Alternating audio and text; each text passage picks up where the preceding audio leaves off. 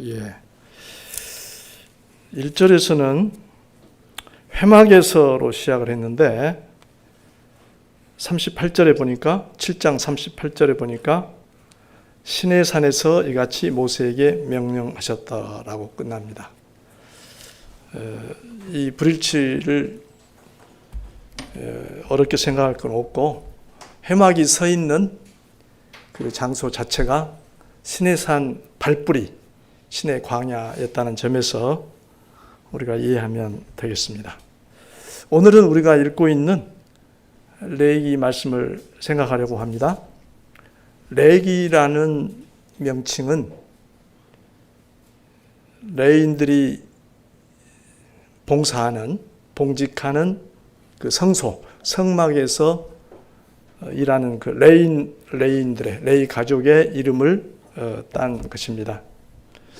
우리가 지난 주일에 살핀 대로 앞책인 출애굽기는 성소의 건립으로 끝났습니다. 제가 성소라고 칭할 때는 성막의 한 방, 좀 규모가 큰 방을 이루는 말이 아니고 이 경우에는 울타리 친 이 시설물 전체를 가리키게 되겠습니다. 그 성소의 건립으로 출애굽기 얘기는 종결되었습니다. 이제 레위기는 그 안에서 이루어지는 제사에 대한 지침으로 시작하고 있습니다. 성소의 가장 중요한 용도 중에 하나가 제사였습니다. 그러므로 성소의 건립 이야기를 마치고 그 안에서 이루어지는 제사에 대한 얘기로 이어지는 것은 자연스러운 순서입니다. 제사에 대한 지침은 레위기 1장부터 7장에 기록이 되어 있습니다. 방금 1절에 나온 대로 여호와께서 회막에서 모세를 부르시고 그에게 말씀하셨습니다. 출애굽기 후반부에 있는 성막 건립에 관한 지침은 모세가 어디에서 받았었죠? 시내산 위에서 40일간 여호와 곁에, 여호와에 가까이 머물면서 받았습니다. 성막을 다 건설한 후에 여호와께서는 모세를 회막에서 찾아오셔서 부르셔서 제사에 관한 지침들을 내리셨습니다. 하나님께서는 어떤 경우에 어떤 제물을 드려야 할지, 그 제물을 드리는 자와, 그러니까 제사의 주체죠. 제물을 드리는 자와 그 제물을 중재하는, 제사를 중재하는 제사장이 해야 할 일, 그리고 제물이 하나님께 연락되도록 하기 위해서 갖춰야 할 요건 등을 자세히 말씀하셨습니다.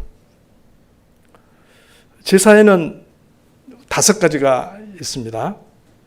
그런데 아까 7장 37절에 보니까 한 가지가 더 끼어 들어가 있습니다. 위임식이라는 말이 들어 있습니다. 이에 대한 자세한 설명은 차치하고 5가지 제사 안에 포함되는 걸로 일단 우리가 받아들이십시다.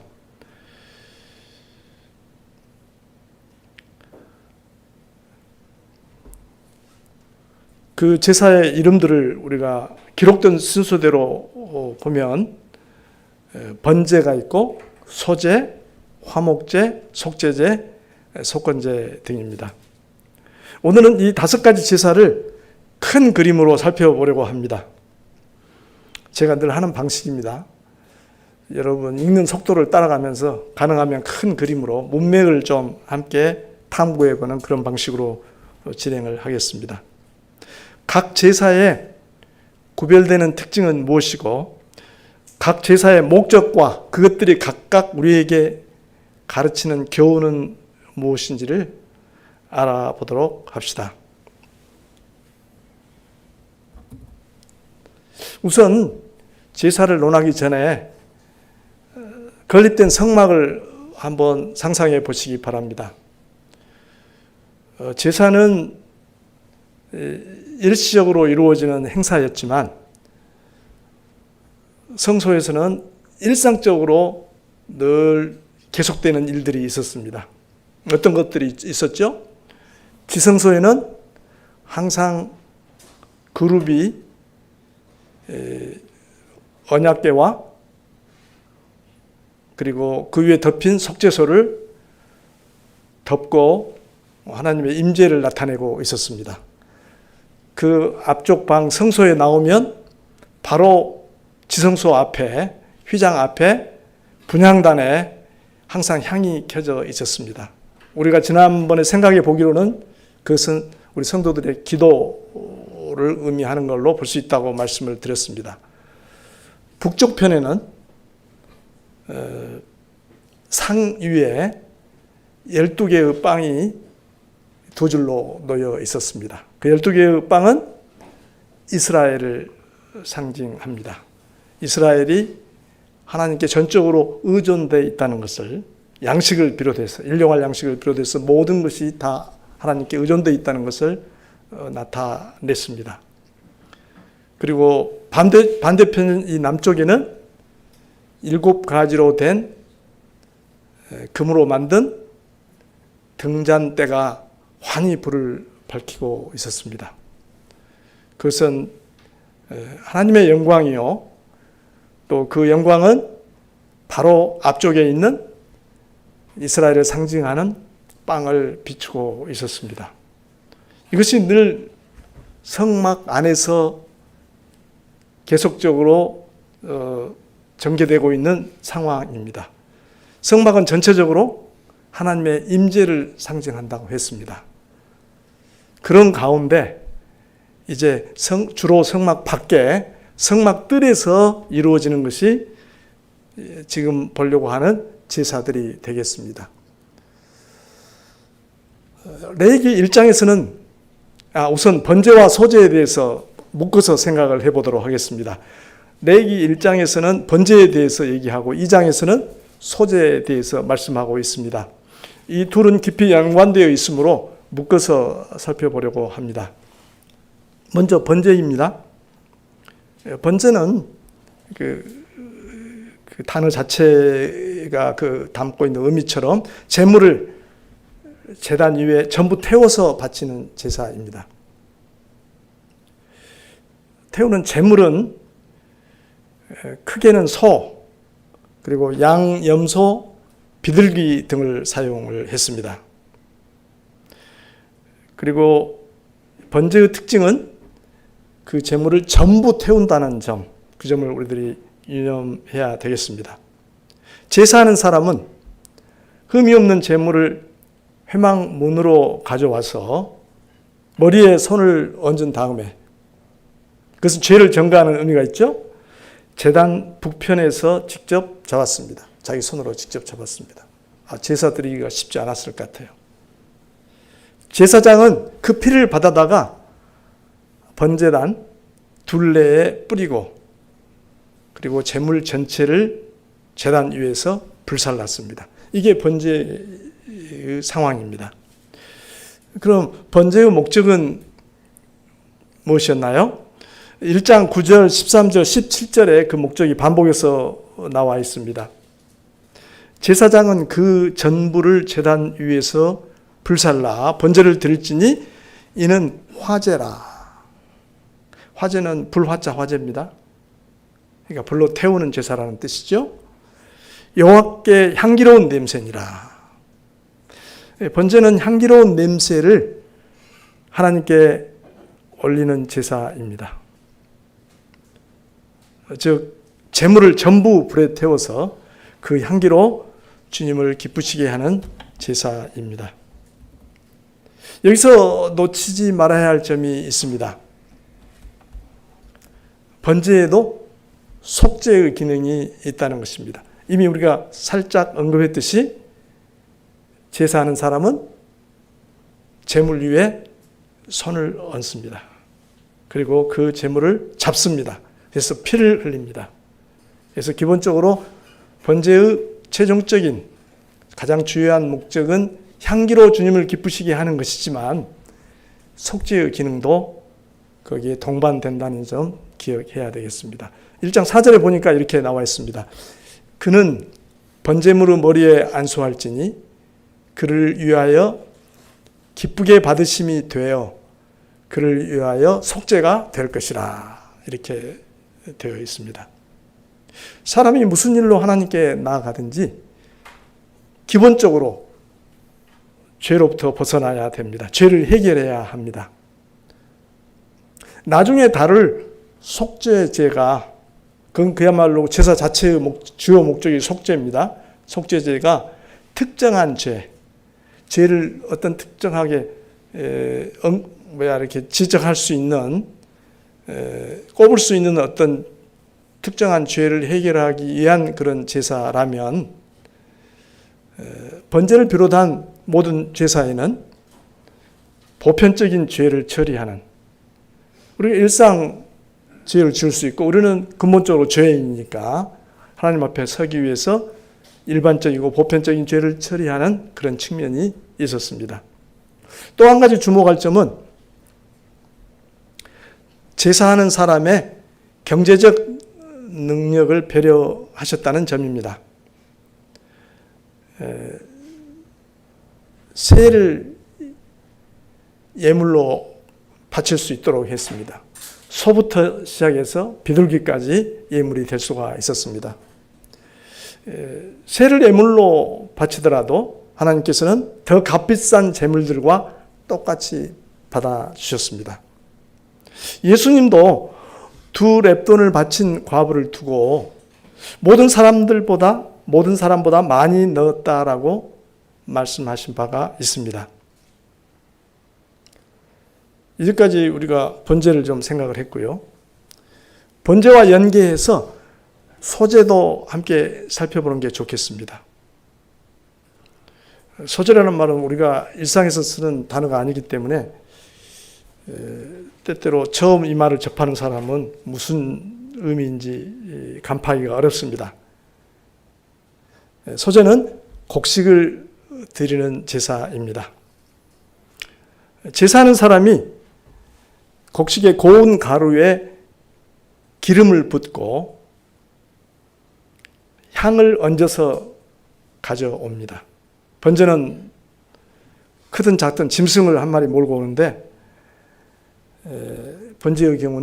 소제의 경우는 고운 가루에다가 기름을 붓고 그 안에 위에 향을 얹어서 가져오면 제사장이 가루 일부와 그 위에 있는 향 전부를 거두어서 제단 위에서 불사릅니다. 번제와 좀 다른 점은 제물 전체를 태우지 않고 일부만 불사릅니다.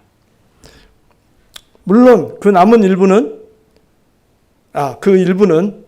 드린 그 일부는 전체를 다 바쳤다는 표시입니다. 가루를 바로 드리는 수도 있지만 반죽으로 과자를 만들거나 빵을 굽거나 전을 부치거나 곡식을 볶아서 바쳐도 되었습니다. 쭉 우리가 몇 가지 요점에 주목하면서 정리를 지금 해보는 겁니다. 어떤 경우든 누룩이나 꿀을 넣어서는 안 되고 반드시 소금을 쳐야 했습니다. 이것은 변질을 방지하기 위함이었고 그것은 또한 영적인 의미도 있습니다. 그래서 신약에서도 그런 말이 자주 나오죠. 우리가 묵은 누룩으로 하지 말고 누룩이 없는 빵을 우리가 같이 먹자 그런 얘기도 나오고 누룩을 주님께서 경계한 얘기가 나옵니다. 누룩은 늘 변질을 상징하는 요소입니다.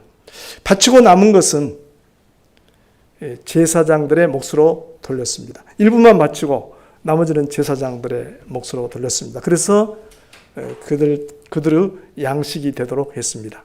제사장과 그 가족의 식량이 되도록 한 것입니다. 소제 단독으로 드리기도 했지만 보통은 번제와 함께 드렸습니다. 이 점을 여러분 염두에 두시고 나중에 민수기라든지 이런 데 쭉 읽어가면서 제사 드리는 장면이 많이 나옵니다. 그럴 때 과연 그런가 한번 살펴보시기를 바랍니다. 번제 드릴 때는 거기에 소제가 곁들여 있다. 그럼 곡식 제사, 이 소제의 목적은 무엇이었습니까? 2장 2절, 9절, 16절에 동일한 언급이 나옵니다. 제단 위에서 불사를 찌니 이는 화제라. 이거 역시 불태운다는 점에서 화제입니다. 그리고 여호와께 향기로운 냄새니라. 번제의 경우와 같습니다. 곡식 제사 역시 번제처럼 향기로운 냄새로 주님을 기쁘시게 하는 제사였습니다. 곡식 가루에 좋은 기름과 향을 넣어서 태웠으니 얼마나 냄새가 좋았겠습니까? 이상과 같이 두 가지 화제, 즉 번제와 소제를 살펴보았습니다.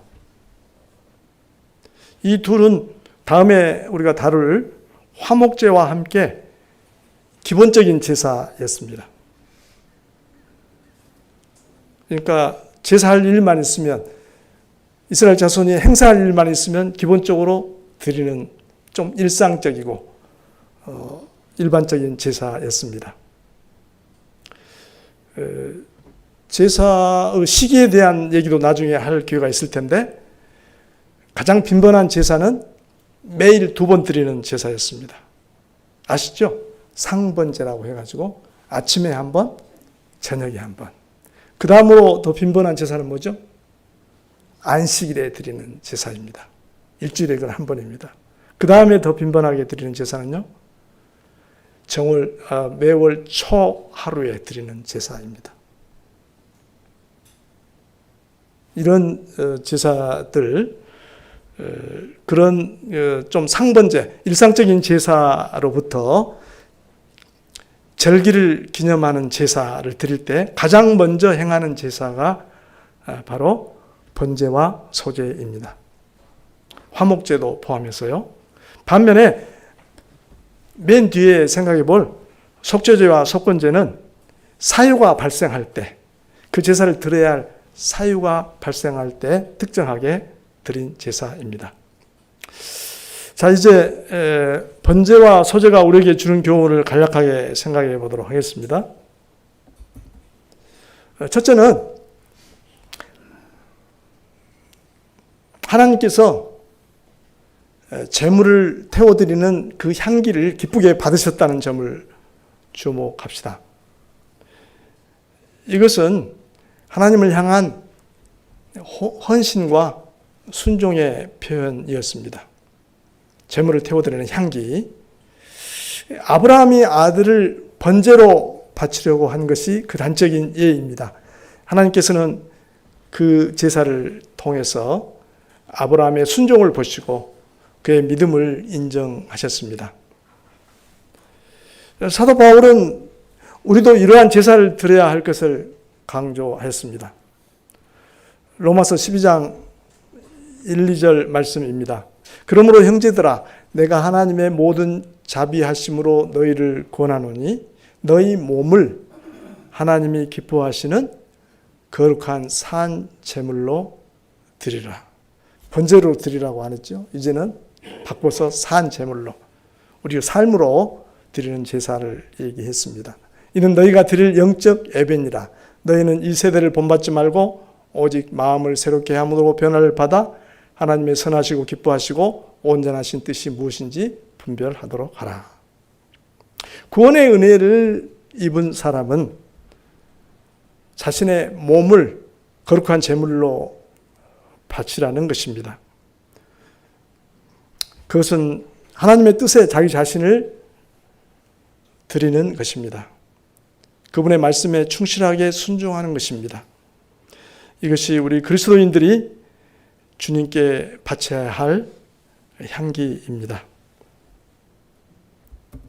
이제 두 번째로 화목제에 대해서 알아보도록 하십시다. 레위기 3장에서는 화목제에 대해서 말씀하고 있습니다.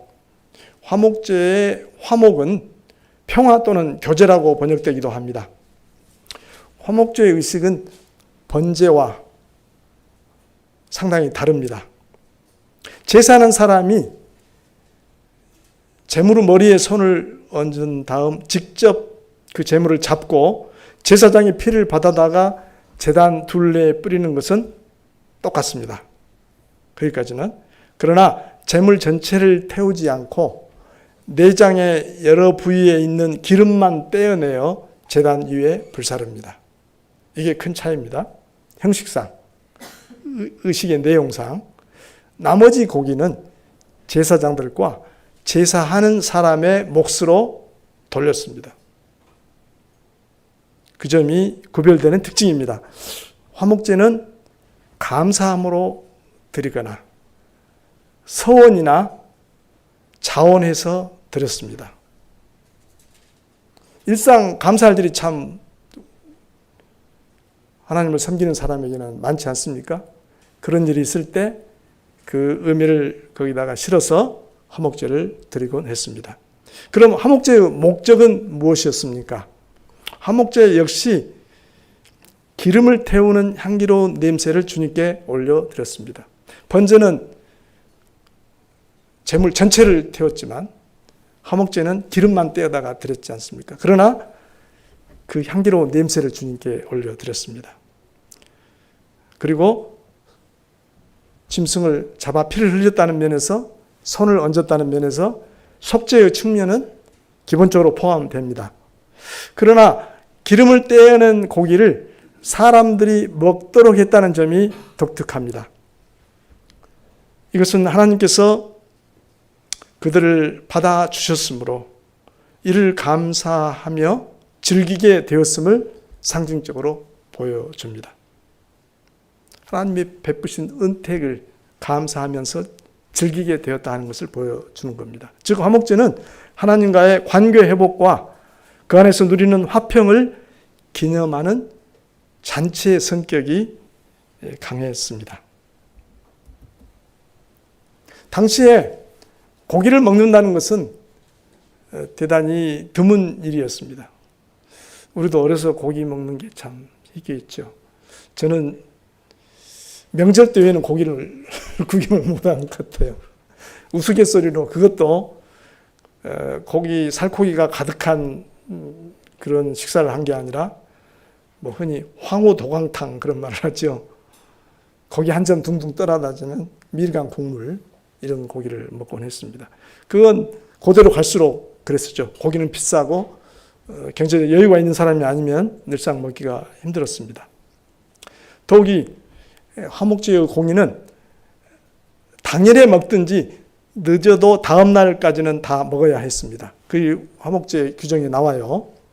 그 덕에 가족과 집안의 종들 또 이웃과 친척들이 함께 어울려서 화목제 식사를 하면서 진정한 평화와 교제를 나눌 수가 있었습니다. 이처럼 화목제는 하나님의 은혜를 느끼면서 즐기는 제사였습니다. 화목제는 우리의 신앙과 경건에 있어서 즐거워한다는 것, 즐거움이 큰 부분을 차지함을 잘 보여주는 제사입니다. 우리가 하나님 앞에서 그 위엄 앞에서 엄숙하고 경건이란 말은 뭐 좀 포괄적인 의미입니다만 엄숙해야 되지만 또한 그분이 우리에게 베푸신 은혜로 말미암아 우리에게는 큰 즐거움이 있습니다. 신명기에서는 화목제의 모습을 잘 그리고 있습니다. 신명기 12장 17절, 18절을 제가 읽어드리면 너는 곡식과 포도주와 기름의 11조와 이게 제물이 되는 내용이죠.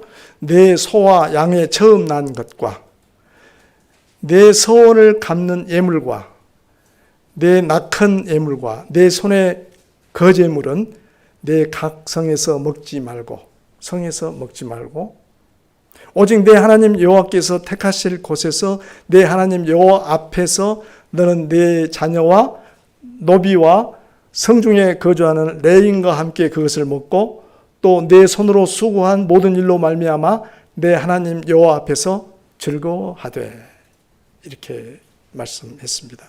거기에 언급된 제물들 내 서원을 갚는 예물, 화목제를 드리는 하나의 경우입니다. 또 내 낙헌 예물, 여기서 낙헌이란 말이 우리 국어사전에도 잘 안 나오는 말인데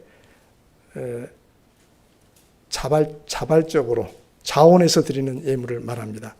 또 내 손의 거제물. 이 화목제의 제물 고기를 드릴 때는 태우지 않았기 때문에 손에 들고 흔들어서 거제라고 그랬죠. 흔들어서 바쳤습니다. 이게 전부 화목제와 관련된 얘기들입니다. 화목제는 제사하는 사람뿐만 아니라 다른 사람들도 함께 하나님의 은택을 누리는 제사였습니다. 제사자 자신이 하나님과의 관계 회복의 기쁨과 그런 화평을 누릴 때 주변 사람들도 함께 누리게 되도록 해야 한다는 의미가 있었습니다. 이와 같은 화목제는 히브리서 13장 15절부터 16절 말씀에 반영이 되어 있는 것 같습니다. 제가 읽어드리겠습니다. 히브리서 13장 15절 16절. 그러므로 우리는 예수로 말미암아 항상 찬송의 제사를 하나님께 드리자. 이는 그 이름을 증언하는 입술의 열매니라. 오직 선을 행함과 서로 나누어 주기를 잊지 말라. 하나님은 이 같은 제사를 기뻐하시느니라. 여기 제사라는 말이 두 번 나옵니다. 첫째, 찬송의 제사입니다. 찬송은 감사의 표현입니다. 우리는 항상 마음으로 입술로 하나님의 은혜를 감사하며 찬양을 드립니다. 둘째, 선을 행함과 서로 나누어 주기를 잊지 않는 것입니다. 하나님은 이 같은 제사를 기뻐하신다라고 했습니다. 주님께 받은 것으로 이웃을 섬기는 것입니다. 이웃과 나누는 것입니다. 이것이 우리가 드려야 할 화목제입니다. 이제 끝으로 속죄제와 속건제에 대해서 알아보도록 하겠습니다. 이 두 제사는 서로 깊이 연관되어 있으므로 함께 생각해 봅니다. 속죄제는 어떤 사람이 주님의 명령을 어겼을 때 드리는 제사였습니다. 당연하죠. 좀 더 일반적으로 말하면 사유가 발생했을 때 행하는 특수한 목적의 제사였습니다. 죄를 깨끗하게 씻는다는 의미에서 정화제라고도 합니다. 그런데 죄를 지은 사람이 누구냐에 따라서 그 행하는 의식이 조금씩 달랐습니다. 우선 제사하는 사람이 제물의 머리에 손을 얹고 자기 손으로 잡는 것, 그런 행위는 번제나 화목제와 마찬가지였습니다. 그 다음에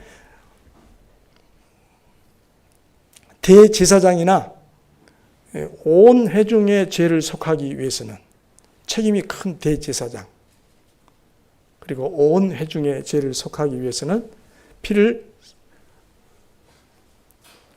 성소, 작은 의미의 성소 안까지 가지고 갔습니다.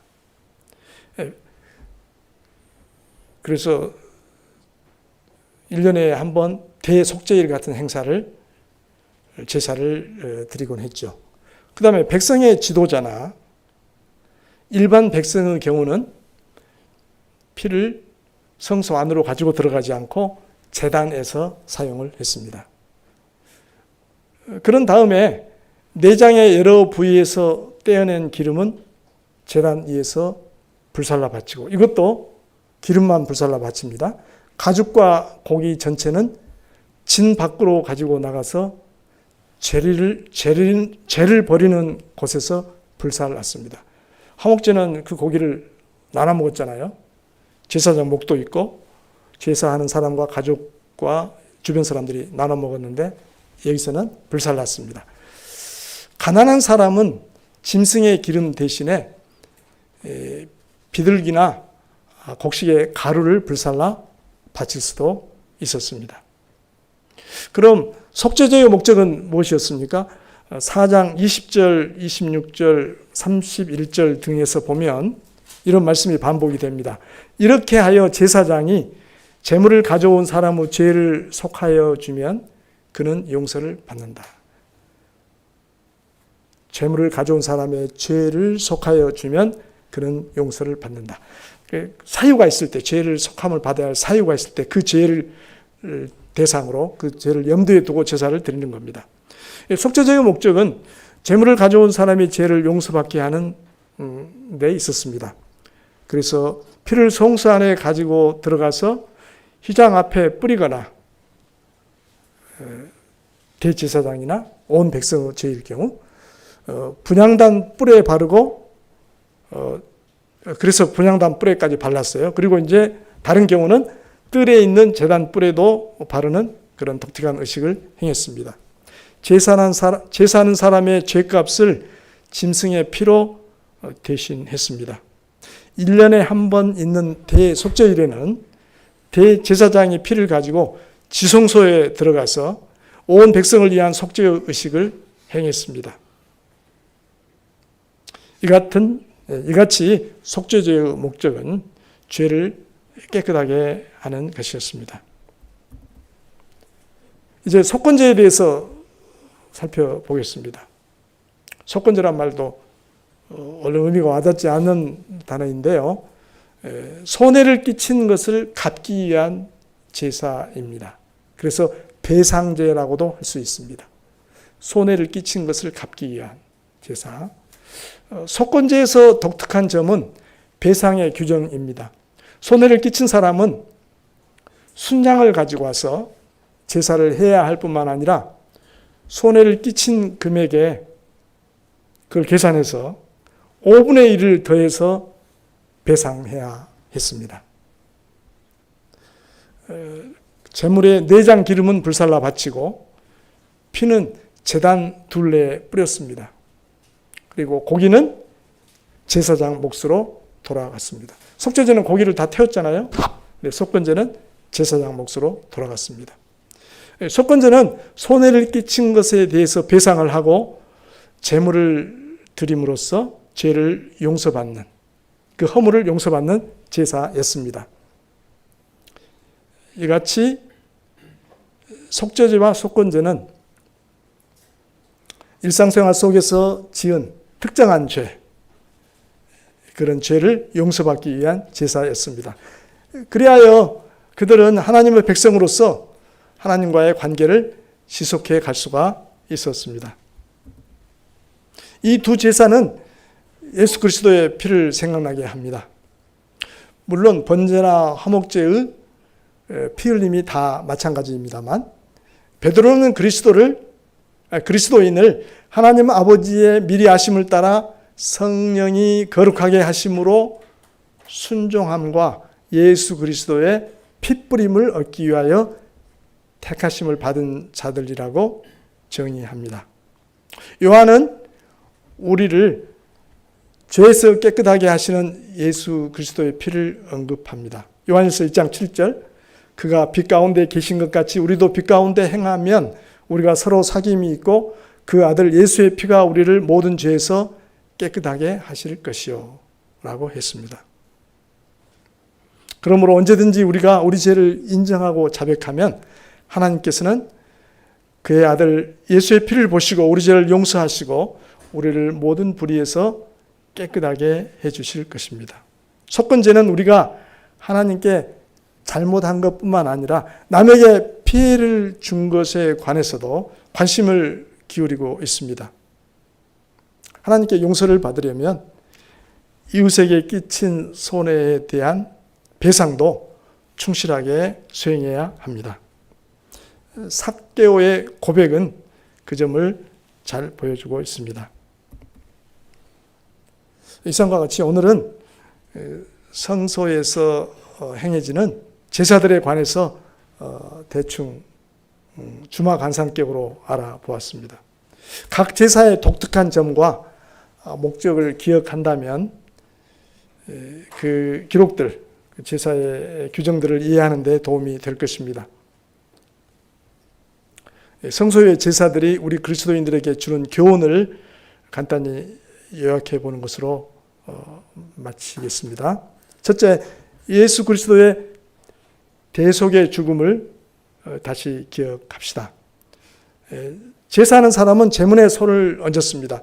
그 제물이 대신해서 죽고 제사하는 사람은 하나님께 받아들여졌습니다. 예수님은 자신의 목숨을 우리의 대속물로 주셨습니다.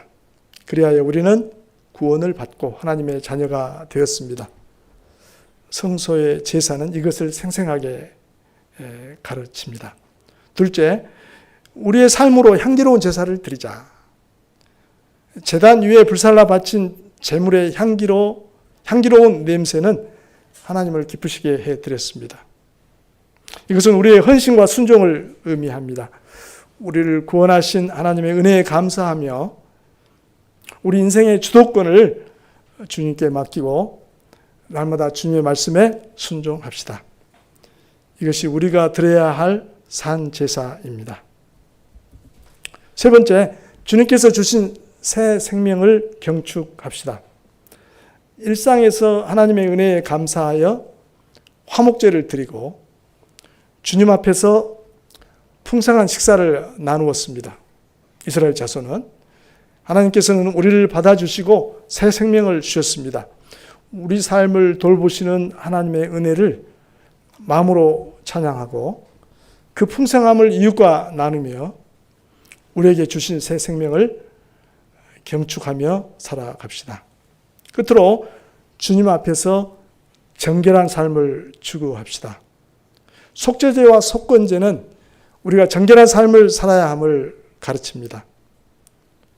우리는 여전히 죄와 싸워야 하지만 예수 그리스도의 피가 언제나 우리를 깨끗하게 해 주십니다. 순간순간 죄를 멀리하고 주님 보혈의 능력을 힘입어 거룩하게 살아갑시다. 같이 기도하시지요. 거룩하신 하나님 아버지, 주님의 귀한 말씀 감사합니다. 오늘은 성소의 제사들로부터 중요한 진리를 배웠습니다. 하나님의 아들 예수 그리스도께서 우리를 구원하시기 위해 죽으신 것을 기억합니다. 저희가 그 은혜에 감사하여 저희 자신을 하나님께 드리고 순종하며 살아가게 하여 주십시오. 주님께서 우리에게 주신 새 생명을 이웃과 더불어 경축하며 살게 하여 주십시오. 예수 그리스도의 피 공로를 의지하여 주님 앞에서 거룩하게 살아가게 하여 주십시오. 예수님의 이름으로 기도합니다. 아멘.